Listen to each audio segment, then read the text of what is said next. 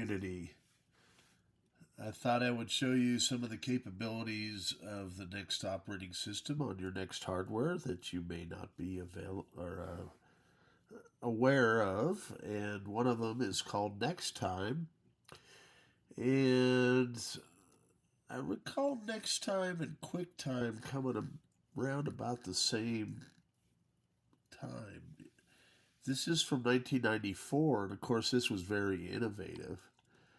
And so this is John Fox, and he is at GS Corp. As one guy called them all the weird NeXT apps. Well, he can kind of explain how they created the CDs and how they use them productively. And you have to remember, in 1994, this was amazing and really advanced for any company, and NeXT's tools made it possible. And I've been fortunate enough to be involved with it since '93. And let's let John take it away. Hello, I'm John Fox, Vice President of Technology and co-founder of GS Corporation. I want to welcome you to the second edition of our Solution Suite CD-ROM. I'd like to spend some time with you talking about a subject that's near and dear to my heart, Next Step Publishing. Now, you may wonder why I'm talking to you about this when the theme of this CD is financial services. But before you switch channels, realize that what we're talking about here is mission-critical marketing. So let me ask you a few questions. What message do you have for your prospective customers? And do you think you're communicating this message as effectively as possible? At GS, we've been doing a lot of work over the last few years developing tools to help you in this area, and I think we've got some pretty hot stuff. One of the things that first drew us to the Next Step environment is the ease with which you can share information and resources within a work group. Next Step is still the only environment that lets you seamlessly exchange rich text, EPS, and TIFF data between all applications. These three data types are the most important building blocks of any type of electronic communication, and this applies whether you're talking about a three-dimensional spreadsheet graph or a slide presentation or design-intensive page layout, or even if you're just talking about some nicely formatted text in a word processing document. The other important factor is NextStep's client-server networking. And simply put, this means that in a NextStep network, it's incredibly easy to put graphics files in a central location for everyone in your network to be able to use. Here's an example. In our organization, we store hundreds of different company logos in a network folder, and we use Collage Palette to create a visual database of these logos. It takes just seconds to find a file because you view them as graphical thumbnails, not by file name. When you want to add a logo to a slide presentation, you just simply drag and drop. When a new logo or some new text is added to the palette, the files are instantly available to everyone in the work group. You can use Collage Palette to organize Mesa templates or write-up documents, virtuoso layouts, rich text files for email messages, scanned images of your employees, and much, much more. Collage Palette can be used as a central storage point for all the building blocks of your marketing communications. It works so well because it's so simple. Just drag and drop. So you've created your effective marketing materials. Now, how are you going to deliver them? One way, of course, is through gorgeous color output, and we've got you covered in there. Our ExtraPrint family of printer drivers lets you connect a variety of color and black and white peripherals that give you high-speed laser printing, color bubble jet prints, slides, or even color laser copies. You get it all with a speed and quality that's simply not possible on other platforms. That means you can make collated reports, overhead transparencies, short-run color prints, 35mm slides, and much, much more. The combination of ExtraPrint and the superior printing technologies from companies like GS and Canon mean you can look brilliant in less time for less money than ever possible before. All right, so I've talked enough. Now it's time for you to judge for yourself. The Solution Suite CD-ROM is, in my opinion, a stunning example of what's possible using NextStep tools for marketing communication and graphic design. It's a pure NextStep product, from the graphics you see on screen to the multimedia authoring tool that presents them, from the data sheets to the packaging. It was all done using NextStep tools from GS and was all produced under the tightest deadlines and budgets. I invite you to spend some time browsing through the Solution Suite and pay particular attention to Collage Palette. Try the software. Many tools can be used in demo mode for as long as you like. And then after you're amazed, and you will be, give us a call. Send us a fax or drop us an email, and let us show you how we can help you put the same passion into your marketing communications as you do into your custom apps. Thanks. Pretty cool stuff.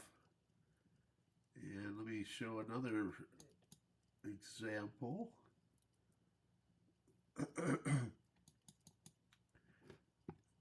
This was probably done with a dimension board, I'm gathering. You can actually hook it up to cable. And on Intel, you had higher resolution. So on NeXT, you had 24-bit color that emulated 32-bit. The incredible mess in one loop building shows the ugly mixture of water, oil, and mud facing cleanup crews. You can change the size of this image on the fly. And what the CTA is doing to get the subways It's not reopened. too bad. But first, we've now passed the 20 million gallon mark in the draining of the old freight tunnel system. The water level is going down as the 1994. pumping operation continues to go very well. Channel 5's Robin George has that story live from the And new right pumping now, site at Grand Avenue and emulating a Chicago River. turbo Robin? color system, and this is It is running indeed going well. However, the Army next Corps of time. Engineers tonight says it wants to ease up a bit. It's going to shut down some of the pumps using the so that NeXT the pressure in the TV system app can begin to stabilize. Today I as went well. to one So building you'll still see closed by the flood. this little icon 10 down south here in to the lower south. left corner. What you have to do is come very slowly here. Very, very slick. Cable things, these weigh a couple thousand pounds. These reels of cable, and they were towards the entrance to the freight tunnel. So the force of the water pushed them all the way down here. The force of the water did push them all the way down here. We've made tremendous progress as far as the water coming out of our building. This was yesterday, this was all completely underwater. Water in this basement has dropped 9 feet since the pumps were turned on. The Army Corps of Engineers has asked the sewer department to monitor every If you inch. make it a little How bit often do you smaller, update the the resolution data in? improves. This information is gathered every 15 minutes and it's radioed to our office we've got set up at 400 North Franklin, and then we give it to the Army Corps of Engineers. Okay. And they take the information that you're giving them here to determine how fast the Not pumps many can go, workstations how or fast PCs the were capable pumps of doing pump this out. in '94. That's the door to the old In fact, tunnel good right luck back trying to there do where all anything the like water this came on gushing in. I'm Windows. standing on what was probably the old railroad tracks through this building. As you can see, the water is still knee-deep here. If the pumping rate is to continue at what it's doing right now, it'll be evening before this basement is dry. The next phase of our plan here will be to start reducing the pumping tonight. And the reason for that is to try to equalize the pressure in the system and to measure how much flow loss we have in the system. Reducing the pumping to avoid structural damage. That building at 10 South LaSalle does not note any structural damage at this point, so good news there. Of the 3 pumps working behind me right now here at the Grand Avenue site, 2 of them will probably be shut off later tonight. Reporting live, I'm Robin George. Back to you, Allison and Ron. Thank you, Robin. Tenants were allowed back into the Pittsfield building for a short time today, a very short time, about half an hour. And it's unlikely they'll be moving back in soon because this building has had a double dose of flood problems. One of the many questions about the flood cleanup that still has not been answered tonight is when the CTA subways will reopen. The seepage of water into the deserted subway tunnels has eased and cleanup work has begun. Repair crews are reinforcing bulkheads to seal off the flooded freight tunnel. But until the tunnel is drained, the subway trains will not run. At this afternoon's flood briefing, CTA Chief Robert Belcaster didn't sound optimistic that the system will be back on track soon.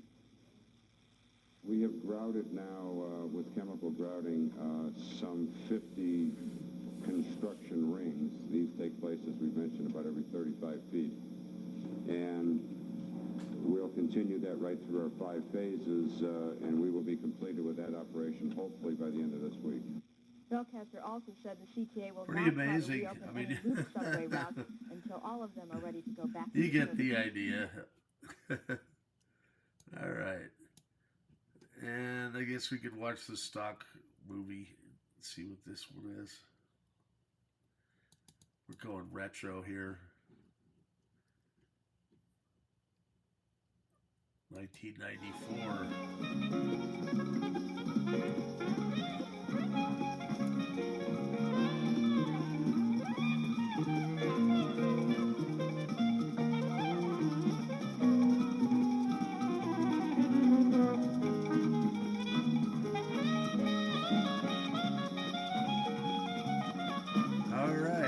should be good.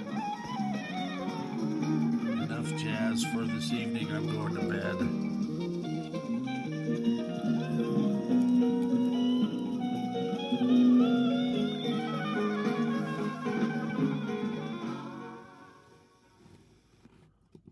Okay, and I need to stop recording.